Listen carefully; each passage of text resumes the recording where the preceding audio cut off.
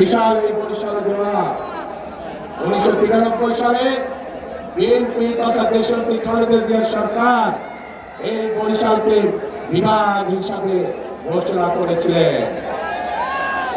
প্রিয় ভাই বোনেরা, তারপরে নদীর পানি অনেক দূর গড়িয়ে গিয়েছে।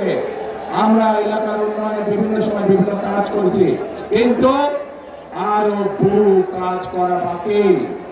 যেমন বরিশাল ভোলা ব্রিজ, এই কাজটি আমাদেরকে করতে হবে। এখানকার শেরেবাংলা মেডিকেল কলেজ, সেটিকে এলাকার মানুষের চিকিৎসার জন্য উন্নত করতে হবে। ভোলাতে মেডিকেল কলেজ, সেটির কাজে আমাদেরকে হাত দিতে হবে। সবচেয়ে বড় সমস্যা এই এলাকার নদী ভাঙন সমস্যা। মানুষের যারা আমাদের মুরব্বী ছিলেন, যারা গত হয়ে গিয়েছেন, বিভিন্ন এলাকায় তাদের কবর ভেঙে যাচ্ছে, মসজিদ ভেঙে যাচ্ছে, বাপ দাদার ভিটে বাড়ি ভেঙে যাচ্ছে। প্রিয় ভাই বোনেরা, এই বিশাল এলাকাকে আমাদের বেড়িবাঁধ দিতে হবে। বেড়িবাঁধ দিয়ে নদী ভাঙন আমাদেরকে ঠেকাতে হবে যে কোনো মূল্যে। কাজেই অনেক কাজ বাকি আছে আমাদের। এই কাজগুলো যদি করতে হয় প্রিয় ভাই বোনেরা, তাহলে অবশ্যই আপনাদেরকে সঠিকভাবে সিদ্ধান্ত নিতে হবে। যে অতীতে আপনারা দেখেছেন বিএনপি সকল সময় চেষ্টা করেছে আপনাদের পাশে দাঁড়াতে। এই এলাকায় 1978 সালে পল্লী বিদ্যুতের লাইন শহীদ রাষ্ট্রপতি জিয়াউর রহমান চালু করেছিলেন।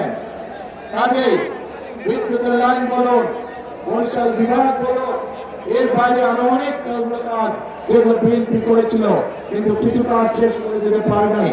এর মধ্যে বিগত 16 বছর, এক যুগেরও বেশি সময় ধরে স্বৈরাচারের শাসনামলে অনেক কিছু জমা হয়ে গিয়েছে। যে কাজগুলো করতে হবে, রাস্তাঘাট ধ্বংস হয়ে গিয়েছে, স্কুল কলেজগুলো ধ্বংস হয়ে গিয়েছে, ছোট ছোট হাসপাতাল, উপজেলা স্বাস্থ্য কমপ্লেক্সগুলোতে ডাক্তারের অভাব, স্কুলগুলোতে শিক্ষকের অভাব।